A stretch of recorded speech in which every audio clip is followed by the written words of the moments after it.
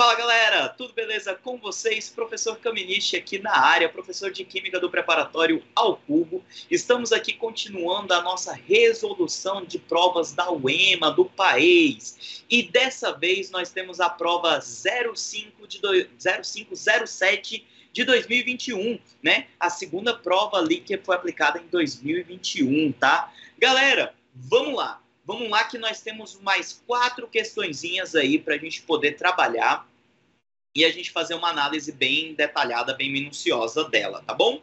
Começamos ali na questão 41, então vamos comigo. Questão 41, ela fala do quê? A tabela periódica atualizada apresenta 118 elementos químicos, 92 naturais e 26 artificiais, devidamente identificados. Os elementos estão organizados em ordem crescente de número atômico, e assim consegue-se agrupá-los de modo a reunirem propriedades químicas e características semelhantes. Considerando os metais alcalinos terrosos, opa, ele está falando do grupo 2A, ou segundo grupo da tabela periódica. É possível afirmar que os seus elétrons da camada de valência, então a gente está falando dos elétrons da camada mais externa, tá bom? Se eu falar assim, elétrons da a última camada de valência, última camada de valência é o que a gente chama lá no português de pleonasmo. É a mesma coisa de falar assim, o Kaminichi é lindo. O Kaminichi é lindo é pleonasmo, é redundância, né? Seria aquela coisa de sair para fora, entrar para dentro, né? Então, última camada de valência é redundância. Ou é a última camada, ou é camada de valência. Então, letra A, no mesmo nível para todos os elementos. Vamos lembrar, todos os elementos não estão no mesmo nível, porque de acordo com o que a gente vai nesse sentido na tabela periódica, a gente está aumentando os períodos, ou seja, a gente está aumentando a questão da quantidade de camadas na tabela periódica. Então a gente precisa observar esse ponto.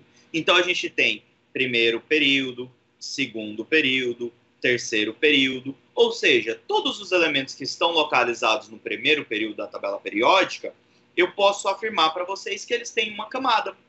Todos os elementos que estão no segundo período, 2 camadas, no terceiro período, 3 camadas, e assim sucessivamente. Letra B. No subnível S do seu respectivo nível. Opa, aqui já é interessante, pois os elementos do grupo 2 têm o seu subnível mais energético, sim, no subnível S. Então eu já vou marcar um pontinho aqui, porque essa letra B ela é bem interessante para a gente. Letra C, desemparelhados com menor energia. Se são desemparelhados, eles têm alta energia. Porque se são desemparelhados, eles estão o quê? Instáveis. Se são instáveis, eles têm o quê? Alta energia. Se tem alta energia, eles são reativos. Lembre-se desse detalhe, pessoal. Tá? Impossibilitados de formar ligação química? Não são impossibilitados, tanto é que o grupo 2 faz ligação iônicas, são excelentes, com exceção ali do berílio. O berílio vai fazer ligação covalente, lembre-se desse detalhe também. No subnível P, quem que é o subnível P? O subnível P está lá do outro lado da tabela periódica, ali mais à direita, né? No caso ali, grupo 13, 14, 15, 16, 17 e 18. Então a gente fica ali com a letra B. Olha só, questão boa sobre tabela periódica, né? Questão bem interessante. Então vamos lá para a nossa questão 42. Opa, chegamos em questão de cálculo. Chegamos, ó, Vi delta H, já sei que ela é de termoquímica. Se tem ΔH, é de termoquímica. Termoquímica, parte da química que estuda o quê? A energia envolvida nos processos químicos, tá? Então, vamos ler a questão. Impactos do etanol na redução da emissão de gases do efeito estufa. Olha só a pegada ambiental, né? A utilização do etanol como substituto da gasolina tem como efeito uma redução de emissões líquidas de CO2. Considerando os dados de Macedo e colaboradores em 2004, o que causa o maior impacto da emissão de gases do efeito estufa é a quantidade de gasolina evitada por causa do uso do etanol. A queima do etanol na câmara de combustão se dá a partir da reação completa de 1 mol de álcool com 3 mols de oxigênio gasoso, mediante a seguinte equação química. Então, ele me dá a equação química e me dá a energia liberada para cada mol de etanol queimado. Muito bem. Então, ele fala o quê? A variação da entalpia em função do caminho da reação para a transformação química que ocorre com o etanol na câmara de combustão é representada no seguinte gráfico.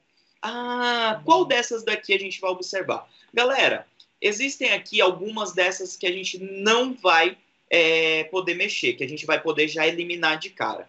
A gente vai eliminar quem?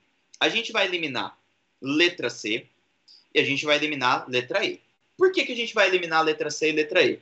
Por conta das etapas. Letra C e letra E ocorrem o quê? Em mais de uma etapa. Letra E são 3 etapas, letra C são o quê? Em 2 etapas, né? Aqui ele está falando o quê? Mostrando uma reação em uma única etapa. Ele está mostrando para a gente que é uma reação feita em uma única etapa. Tudo bem? Qual outra que a gente vai conseguir eliminar? Essa daqui, ó, a D. Por quê? A gente percebe que o ponto do reagente, o ponto de energia do reagente é igual ao ponto de energia do produto.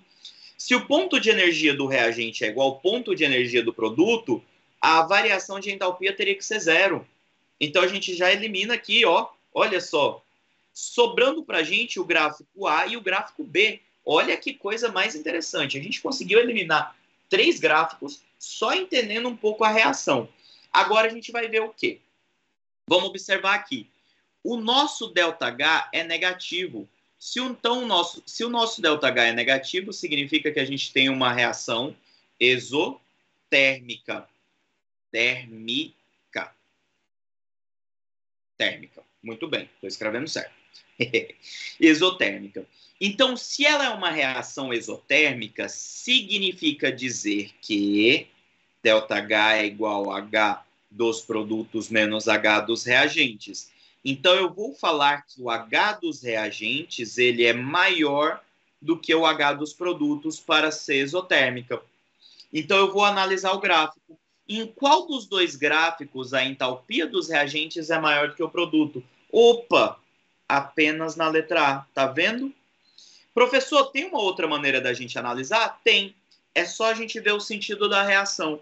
Por exemplo, na letra A, tá vendo que o gráfico está descendo? Se o gráfico está descendo, o ΔH eu posso falar que ele é menor que 0. Se ele é menor que 0, é exotérmica. Na letra B, se a gente observar, o gráfico está subindo. Se o gráfico está subindo, o ΔH é maior que 0, portanto é endotérmico, tá? Então eu sempre analiso desse jeito. Professor do céu, e essa barriguinha aí? Essa barriguinha que você está você não analisou essa barriguinha. Gente, essa barriguinha aqui, que tem para cima, ela é chamada de quê? De energia de ativação, ou seja, a energia necessária para se começar a reação, para se ativar o processo, tá bom? Ela que é a energia que a gente usa para começar a reação, tá bom? Então, a reação ela só começa depois que ela atinge a energia de ativação. Então, essa é a nossa ideia. Beleza? Então, questão muito boa de análise gráfica sobre a parte de termoquímica. Então, basta a gente conhecer a parte gráfica em termos de termoquímica que a gente consegue responder muito bem essa questão. Então, passamos para a questão de número 43. Questão de número 43. Olha só. Pilhas. Já falou de pilha. Pilha eu já vou lá na minha cabeça, já vou ativar a rodaninha, já vou ativar a engrenagem, que fala o quê? Se é pilha, é eletroquímica. Eletroquímica. Pilhas e baterias são amplamente utilizadas em nosso cotidiano como fonte de energia. em diversos aparelhos eletrônicos, facilitando nossa vida. A energia gerada pela fonte acima tratada é oriunda de uma reação que... Galera, pilhas e baterias eletroquímicas são reações de que tipo? São reações de óxido-redução, galera. Não tem o que discutir. Precipitação, neutralização, adição, decomposição, não. São reações de óxido-redução, ou seja, eu tenho oxidação e redução, ou seja, eu tenho fluxo de elétrons, eu tenho essa transferência de elétrons. A gente não tem nem o que fazer essa leve discussão, tá bom? Então, quando ele nos fala para a gente dessa parte de pilhas e baterias, de eletroquímica, dentro da eletroquímica a gente está falando obrigatoriamente de reações de óxido-redução, ou seja, existe esse fluxo de elétrons, existe essa passagem desses elétrons, essa corrente de elétrons, tá bom? Então, são reações que eu preciso, vou gerar energia elétrica ou eu vou precisar de corrente elétrica, de energia elétrica para que elas aconteçam, tá bom? Então, são reações de óxido-redução. Então, passemos para a questão de número 44. Olha que questão linda, né? Questão de gases. Considere o comportamento do gás hidrogênio e do gás cloro, respectivamente, em seus balões nas mesmas condições de temperatura e pressão. As informações da imagem retratam que princípio? Galera, 71 gramas de Cl2. Cl2, eu já vou aqui no cantinho e já vou fazer a conta. Cl2 é o quê? 35,5 vezes 2. 71 gramas, ou seja, em 71 gramas existe exatamente o quê? 1 mol. Então, eu posso falar que em 71 gramas existe 1 mol. Deixa eu colocar mais para cá para ficar mais... Não vou conseguir selecionar ele sozinho, mas tudo bem. Existe 1 mol, tá bom? Então, o que a gente pode falar? A gente pode fazer a mesma coisa para o hidrogênio. O gás hidrogênio é como? É 2 vezes 1. Então, a gente tem 2 gramas. Então, 2 gramas equivale a 1 mol. Então, 1 mol desse gás ocupa o quê? Na condição... Que condição? Mesmas condições de temperatura e pressão. Se a mesma condição de temperatura e pressão, a gente está usando a mesma temperatura e mesma pressão. Então, obrigatoriamente, o volume ocupado pelos dois tem que ser igual. Se o volume ocupado pelos dois é igual, isso quem fala para a gente é Avogadro. Se chama hipótese de Avogadro. Porque o volume ocupado por um gás é proporcional ao número de mols desse gás. Então, quanto maior o número de mols de gás, maior é o volume ocupado, né? Então, não está relacionado a Boyle, não está relacionado a Proust, a Charles, nem a Dalton. Então, está relacionado a Avogadro, que é a hipótese de Avogadro, o volume ocupado por um gás é proporcional ao número de mols desse gás, tá bom? Ok? Lei de Boyle, a gente está lá relacionada às isotérmicas, tá bom? Proust está falando o quê? Está falando da relação dos volumes constantes. Os volumes constantes, os volumes em uma reação gasosa, os volumes estão relacionados, estão diretamente proporcionais aos coeficientes estequiométricos, né? A parte de Charles está lá nas isobáricas. Dalton está falando da questão das pressões parciais dos gases. Beleza? Então, é este o detalhe para a gente. Então, essa foi a nossa prova de 2021, a nossa segunda prova lá em 2021. Provinha bem interessante, provinha que já trabalha um pouco mais o entendimento lógico, tá? Mesmo assim, teórica, tá bom? Então, ela traz gases, termoquímica e eletroquímica, ela puxa um pouquinho mais para fisicoquímica e sai um pouquinho da parte geral, tá bom? Então, galera, essa foi a nossa prova de 2021. Valeu!